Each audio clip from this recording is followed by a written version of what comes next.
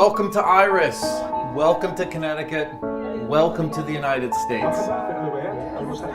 We have an incredible staff, an amazing team of volunteers. We're all going to work together to help you start your new life, to help you set up a new home, to get the health care that you need, to reunite your family, to get the legal services that are necessary, to enroll your kids in school, to help you learn English, and help you find jobs.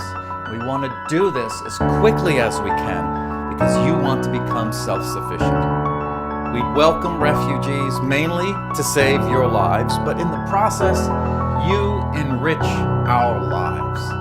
You enrich this country. You make this a better place for all of us.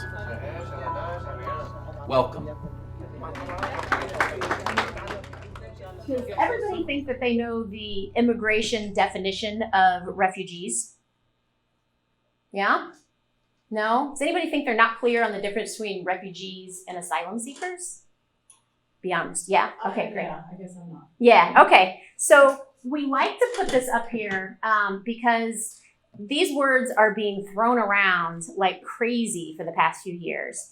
And we like to try to demystify it a little bit. So sometimes people are using the term refugees as the legal immigration status according to the State Department of the United States. And when I say we welcome refugees from overseas, that's what I'm referring to. But when anybody's talking about, oh, this person's a refugee, it's important to understand that while those are categories in terms of immigration status, which is different from asylum seeker, so that's a different immigration status. It's also to talk about, those same words are used, the term refugee, to talk about the needs of the folks that are coming, right? So when we, Iris, look at a family that presents to us or an individual that presents to us, we don't distinguish, right? We're looking at what the needs are. And for us, in terms of providing services, the asylum seekers have the same needs as the families that are coming over with the immigration status of refugee. But the difference is, in terms of immigration, is how they got to the United States, and then how are they screened. So the differences in terms of the legal definitions is that the refugees that we welcome from overseas through the State Department have first fled their homeland to a neighboring country, and they have presented themselves to a legal body, typically the UNHCR, the United Nations High Commission for Refugees, and they have declared that they are a refugee. And then the UN goes through the process of verifying what their situation was back home. And that is a very, very long process. But that screening takes place in the neighboring country that they have fled to. So the difference is also in terms of number of years. So some people may be in that process of having their case screened and otherwise for a minimum of 3 years to 10 or 15 years. Right now, the world is undergoing the largest refugee crisis since World War II. There are roughly 68 million that are displaced, but only 22 million of those fit the definition of refugee in that they can't return home. The vast majority of folks that flee their homeland and go to a neighboring country want to and intend to return home. That's that bigger number. But the 22 million that can't return home, that is because they fear certain death or persecution based upon their political beliefs, their gender, their ethnicity, whatever those categories are, they cannot return home. So that's the key definition in terms of the UNHCR. But it's also a matter of how they get to the US, right? So the refugees that we receive from overseas, once they are screened by the UNHCR, they will be put into a lottery system. Only 1% of the 22 million that are deemed refugees each year, 1% are resettled in other countries through the UN. The rest remain in limbo in a neighboring country. even though they can't return home. And even though their cases have been verified that they can't return home. So from that 1%, they are assigned to a UN member country. They don't control which country they're assigned to. And then that member country does its own screening and has the opportunity, if they so choose, to not invite that person to become a part of their country. Of that 1%, the US in the past, and I'll go through the numbers, has welcomed as many as 200,000 a year. That was at the height of the Vietnam War. However, in the current state, we are welcoming 22,000. It's the lowest in recorded history. For those people, how do they get to us? They come on a plane. They're not coming on a boat. They don't come here of their own arranging, but the US government requires them to pay for their own transit. So if they have no funds, they take out a loan for each person's plane ticket. If they do have a little bit money saved or some goods they can sell, some personal items, they do that, but they have to pay for their own plane ticket to get here. Those are the folks that fit into the legal definition of refugee according to the US immigration status. Asylum seekers have gotten here of their own accord. So they have gotten to the US, they either came on a student visa or a work visa, or they have crossed the border on foot or swam across the Rio Grande and have declared once they got here, after either an hour or after 6 months after their visa has expired, that they cannot return home and they are requesting asylum. That means that they are going through the screening process, the same thing that any refugee that is welcomed by the US go through the same process. It's just whether or not they go through it when they're here in the US or whether they went through it overseas. They have to endure intense interrogation. And this is not by, just like a friendly caseworker who's concerned about whether or not the children have gotten food. This is by Homeland Security. They are divided up. The adults are separated from the children, the adults from one another, and interviewed intensively, onward of 4 to 6 hours. That is done once. They go away, they come back 6 months later, they're requested to present themselves for an interview, they have to go through it again. It happens again 6 months later, they have to go through it again. Different folks asking the questions, all coming at it from the same angle to ask and verify and explore their stories. And then they have to go through biometric screening. So that they have to do DNA swabs, iris scans. There's a whole set of biometric screening that has to be done. And that is verifying that everybody that is in the family is related to each other, or if someone is adopted or if they've taken over custody for someone, that everybody knows, what the situation is. But it's just a matter of where that takes place that really makes the difference in terms of whether you're an asylum seeker or whether you're a refugee by the definition of US immigration law. From our perspective of IRIS, there is no difference. They're all refugees that need help. They're all immigrants that have come to the country, just like all of our ancestors. So, any questions about that part? I like to address that up front because a lot of people typically have questions. I've answered everything. Well, that's awesome. Back then, though, when immigrants were coming in, it wasn't that intense of a screening period and a waiting time, right? Great point. No. Way back, you mean? Yeah. Like back Our grandparents. through Ellis Island? They went to Ellis Island, they hung out there for a little while, had a few tests done, and then Yeah, you on the probably, way, maybe, right? they look at you to see if you look sick or not. If Yeah. so, they quarantine Check you. for lice, right? Yeah. This is stuff they check for. And that was Yeah. it, then you're on your way. Exactly.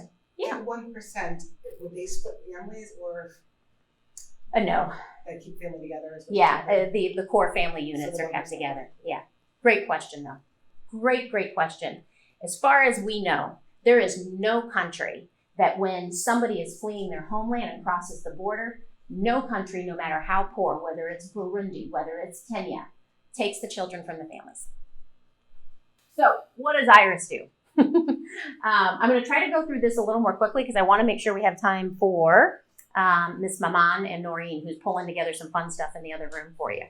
But what we do is literally when the refugees come from overseas, we do everything. We get about 5 days notice, sometimes 10 days notice, that a family of 7 is coming from the Congo. We get told on a sheet and a half of paper that comes over email, not very much information, that, you know, mom and dad had this type of job in the past, but it's literally just a word, you know, gardener, architect, whatever the case may be. And we may have a little bit about their English language, which might say their first language is Swahili, second language is English.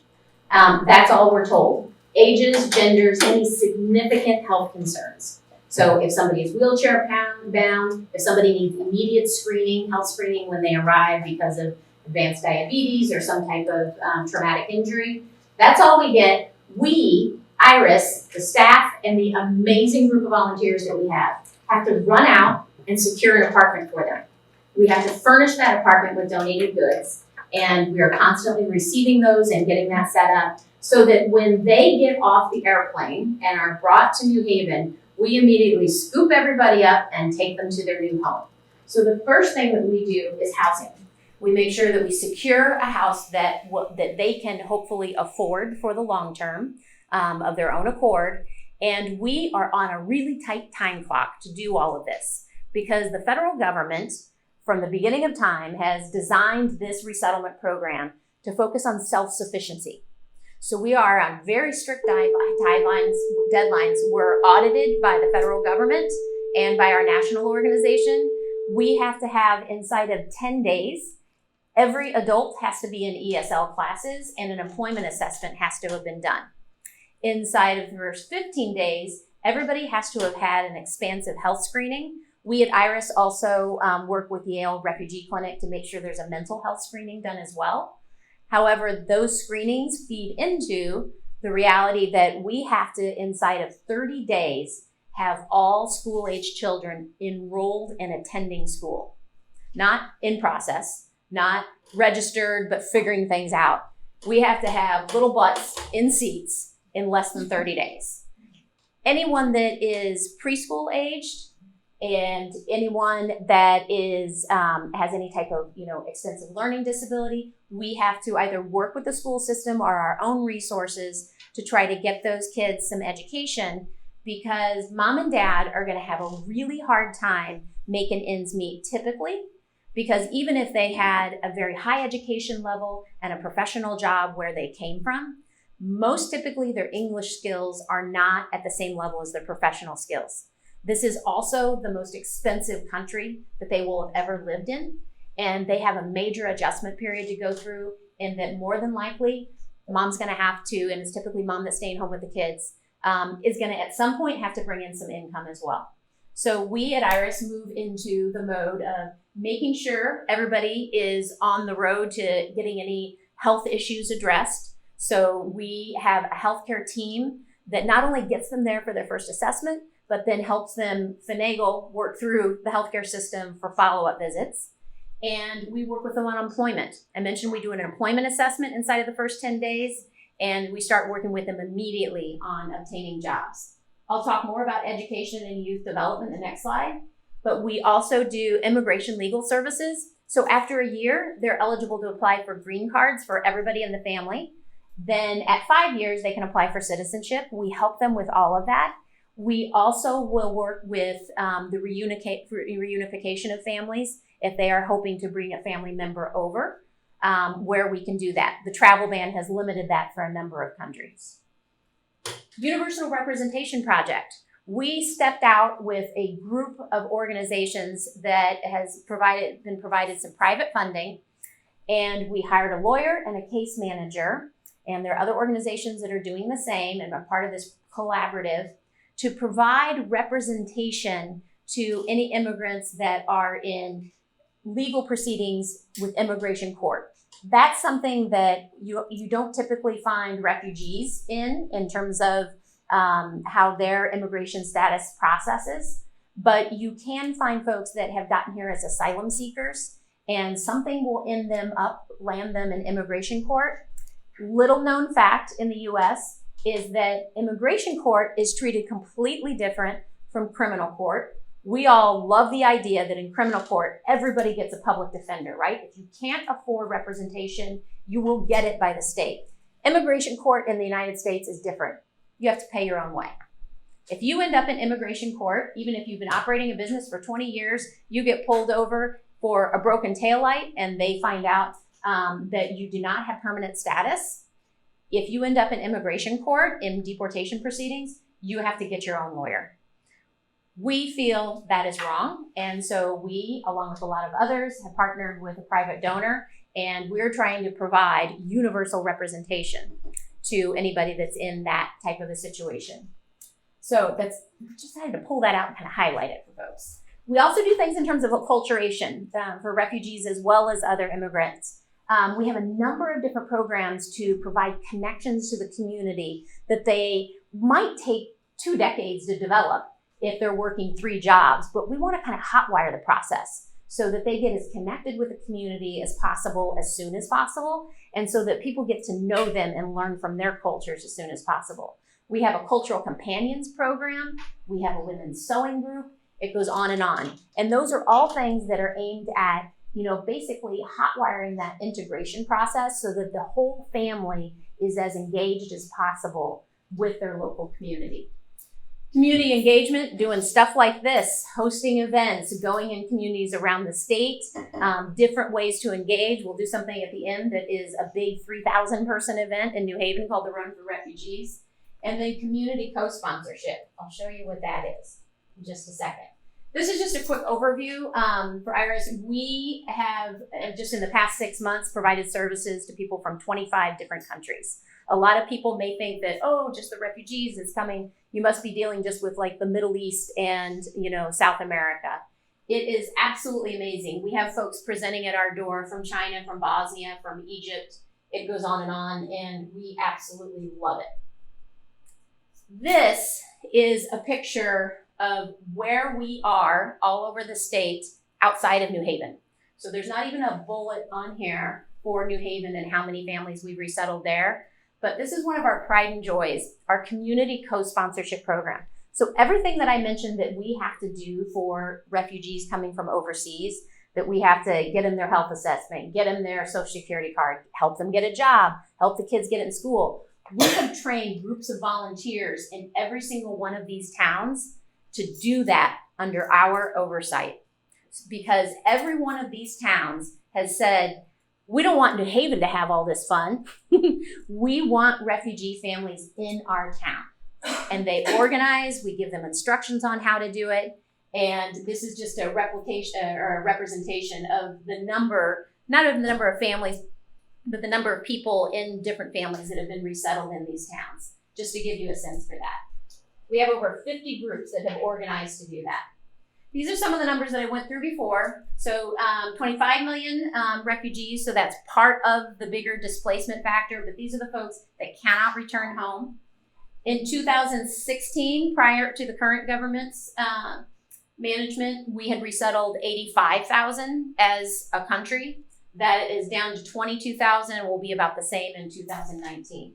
It has been rumored, we have no idea, we should find out in the next 30 days. It has been rumored that they want to take it to 0. IRIS education programs. I'm going to flip through these pretty quickly because there are business cards of people from our education team. They couldn't be here today because they all took this week off because they've been running a school all summer. But you can reach out to any of our education staff for more details on these programs. But just to give you a quick run through, we run a year-round family literacy and ESOL 5 days a week for adults, and moms can bring their preschool-age children, and we do narration of play, we do school readiness, all those things that they need while mom or the stay-at-home parent is being taught ESL. So that's, in a nutshell, family literacy. We also teach 4 levels of English to adults that don't have children that they bring with them. We also do pre-K through 12th grade enrollment assistance. So of course, if you have to get kids enrolled in school in 30 days and you don't speak the language, it's just not going to happen without assistance. So we have one individual that does nothing but that. I think inside of 2 years in 2016 and 17, we enrolled 500 children in New Haven Public Schools alone. We also really try to nurture the relationships with the local preschools and YMCAs and otherwise to do pre-K enrollment. So while some moms don't want to separate from their kids and they want to bring them to the IRIS program, we try to encourage, if they're able to enroll into a community-based program, that there's some that will do that as well. They're often very tentative to do that initially because the way in which they have kept their families alive is by keeping all of their children with them. So we honor that. If that's what they want to do, then we try to make that happen. Our resources for all of these programs are privately funded. So they're a little bit tighter. So we can only provide so many hours. So we try to, at a certain point, get them to use a preschool slot that's been scholarshiped and get them into our adult-only ESL or get them to a continuing ed program. We also foster family school relationships. We have one person on staff, as hard as there, his name is Dennis Wilson. And for all the newcomer families, he or another member of the staff will go not only for a school visit or an orientation and walkthrough, but he will get there and he will bring a translator if need be to help the family get to know the teachers for those first parent-teacher conferences. We try to be there as much as we possibly can and as much as the school wants us in those early stages until the parents get really comfortable. How folks in their homeland culture interact with teachers and schools is very different than here, and they often need help learning how to advocate for their kids. Interpretation facilitation, I mentioned that. We have a load of interpreters that we like to involve with the schools. We also provide year-round tutoring where we embed trained volunteers in the public schools that will allow us to do that. We work with the teachers, let them identify which students they think need the most help, and then we will do the pairing and do all of the training and recruitment of those volunteers. We run an after-school arts program with a little bit of homework assistance slid in because we want to make sure that they can give that help. We run a summer learning program, I mentioned, for 125 kids for 8 weeks. We try to focus on the newest arrivals, and we also welcome other folks that are referred from the public schools. Higher education counseling, we're really excited about that. We just started that this past year, and it's one of the things that we really want to grow and grow. It's not just for the kids that are sophomores and juniors and seniors. It's also for the adults that have been here for a few years and want to go back and either go to college or get certified in what they did before. This is a great picture of something that we have expanded recently, and that's youth leadership and youth mentoring. This is a picture of 8 young refugee women in Washington, D.C. this summer. So we have been running a weekly youth leadership program, getting these kids together, getting them to discuss topics that they're interested in, taking them on more in-depth trips that they can explore different things around the country or nearby. Basically helping them to build their confidence as well as their interests so that when they go back to school, they're just a little more comfortable and engaged. Okay, so is that happening in all of those towns that you had marked on here? Great question. Or is it just one central location that this camp is going on and these things are going on? So it's a great question. So all of the things that I listed are definitely going on in an organized way in New Haven under IRIS's direct oversight. What we then do as part of the training program for community co-sponsor groups is we say to them, you need to figure out in your town, once you get your family, how to make these things happen for your family. Often we will find that a lot of those things happen more naturally and faster in the co-sponsored towns because you've got 200 people who have been wanting to welcome this one family, and it's more a matter of sifting through and not letting them get bombarded. But as an example, we find that the preschool age children immediately get scholarship slots because they got 10 people working on a committee networking for those slots in those towns. We'll often find that the mothers, their English language acquisition is much faster than our clients that live in New Haven, because they are having to speak English all the time. They've got private tutoring from volunteers coming to the home. So a lot of those things are happening naturally. The youth leadership, we really look to the co-sponsor groups to help those that may be teenaged folks to connect within the public schools and to facilitate those things to happen. But they really do. It's been amazing. So the towns have to do it themselves. is what you're Exactly. saying. The towns have to do it themselves, but keep in mind, it's typically anywhere from 25 to sometimes it's 100 volunteers that have been so desperate to do this work that they will network like crazy to make sure it happens for the family they brought.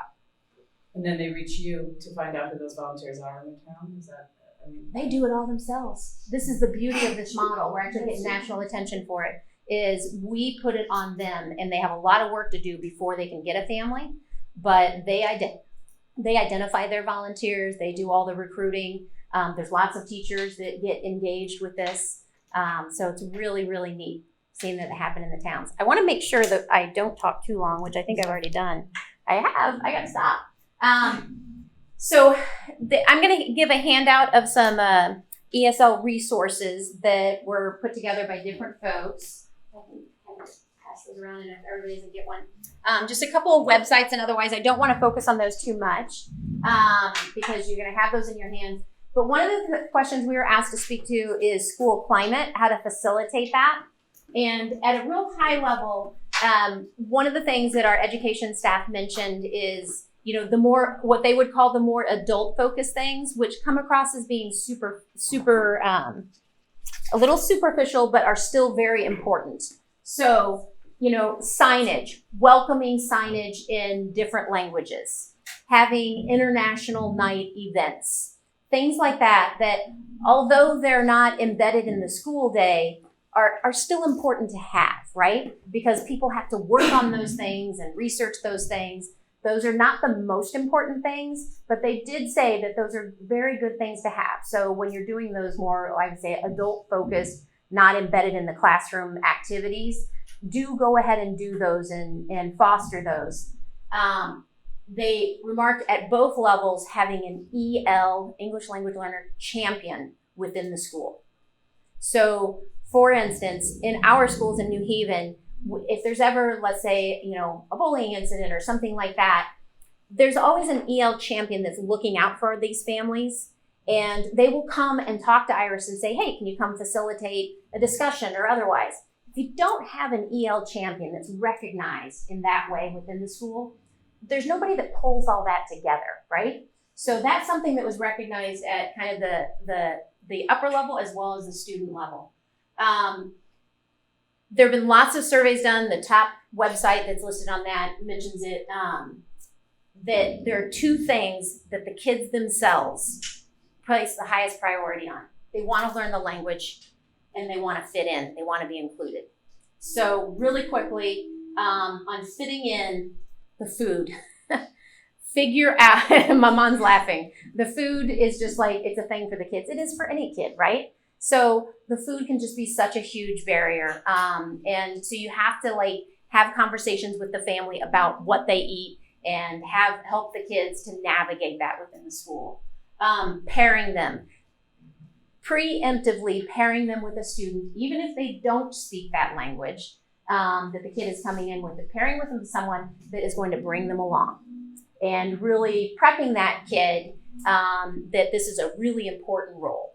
The teachers in our program just could not emphasize that enough. Depending on the students you have, identifying some prayer space. If you do have Muslim students, and just knowing that if they do want to go pray during the day, that they have a space where they can go do that. Doesn't have to be fancy. Impact of the holidays.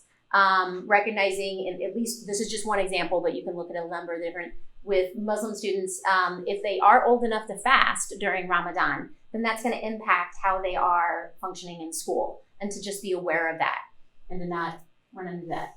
Intercultural differences, not everybody from Afghanistan is the same. Not everybody from the Ivory Coast is the same. So just because you have two students from that country, not necessarily going to, pair up well. It just depends. They're just like everybody else, right? And the last thing they said is to avoid having students function as translators for other students when difficulties occur. So very different from, encourage it, in the classroom on a day-to-day basis, but to recognize that having a student do a translation when there's been some type of an issue that's developed is often not a good idea. And I don't want to go into that in too much detail. So I'm going to try to make this more of you have questions, I answer the questions kind of a thing. But just to kind of start off, my name is Maman Cooper. I did move here at the age of 11 years old.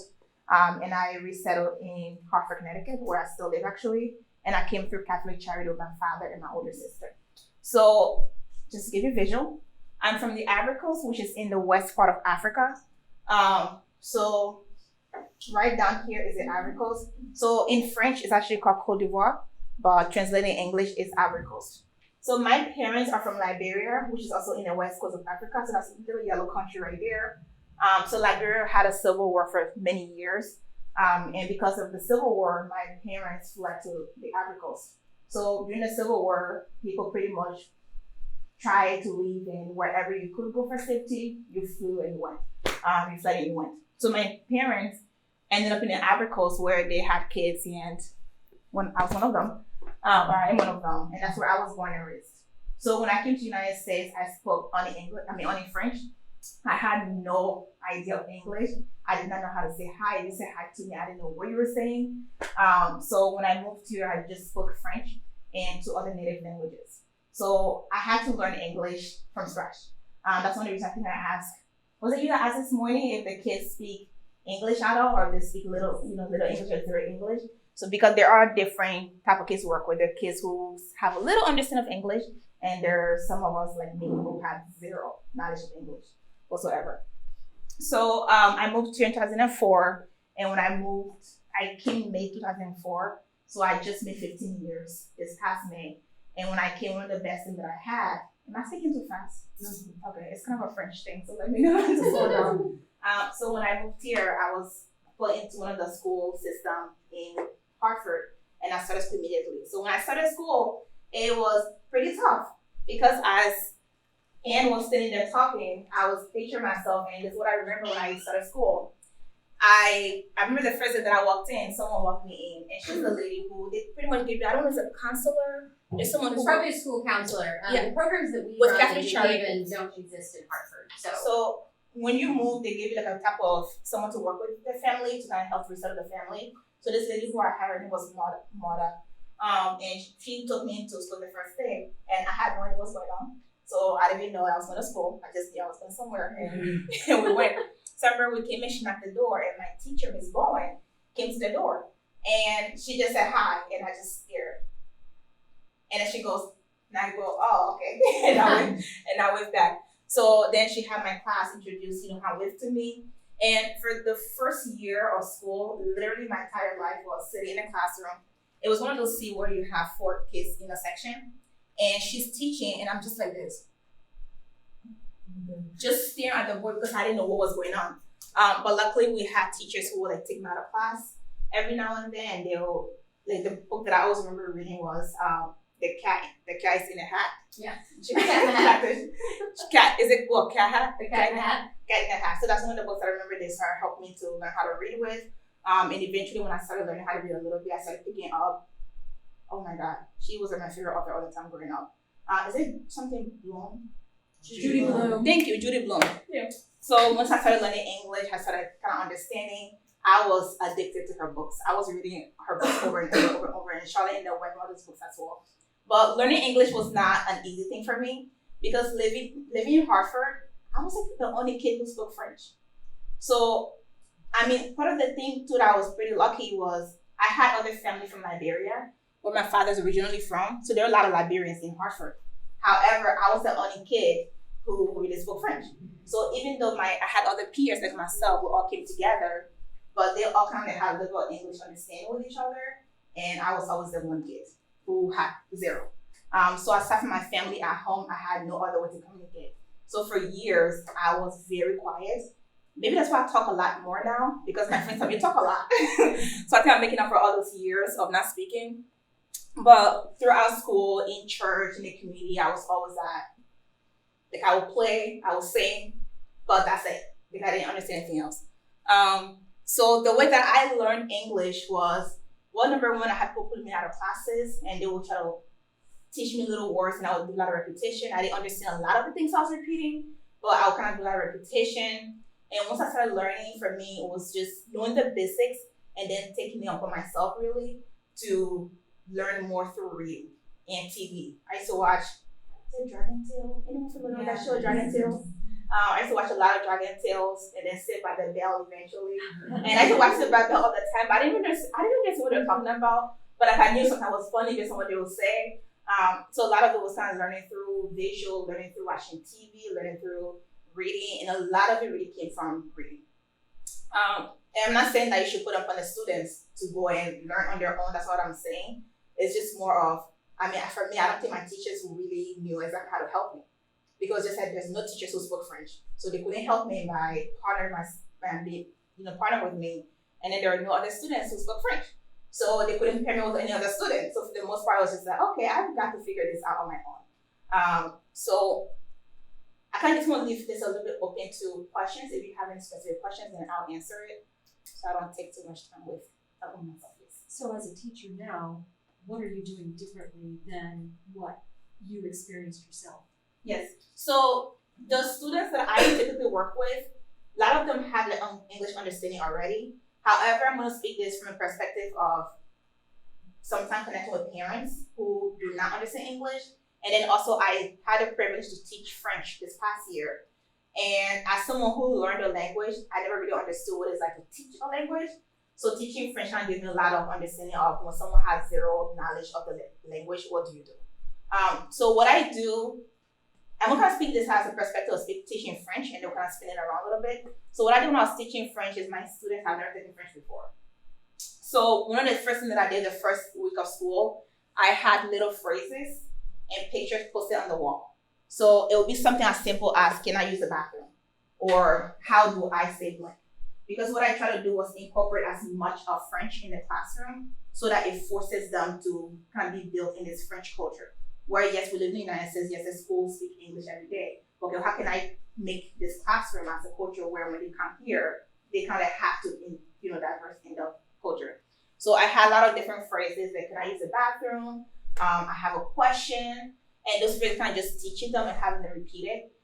So I also work with students who either are just learning English or their parents don't understand English at all. So a lot of times what myself and my job does is we lay down only the phrases, but then also sometimes, luckily we have a lot of kids who are from the same country, we pair them up with each other, which is huge. Because if someone doesn't understand something, I can say, hey, it's kind of in a classroom, if a kid is struggling, right, and there's someone else who understands it, you might go, hey, can you help this person? Can you work with this person in projects? So really giving the opportunity to pair with each other. Using volunteers is huge. If you can find volunteers, whether it's another teacher in the school, another staff member who understands the language, or someone in the community, I think honestly, if you can get volunteers in the community, it's absolutely so helpful. Currently, I have a kid who is from Syria with his little brother that's in our program. And they speak English, however, the kid, I remember this summer, I was teaching a writing class, and he really did not understand anything. However, I was trying to get my 9th and 10th grader to really learn how to write an essay before they go to next year. So what I had to do was, okay, I'm teaching this class. This boy understands nothing.